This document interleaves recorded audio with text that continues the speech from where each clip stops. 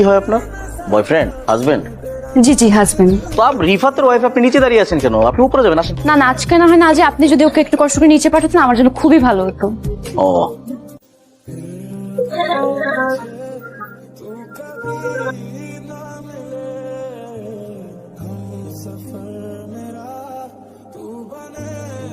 কি সমস্যা আপনার?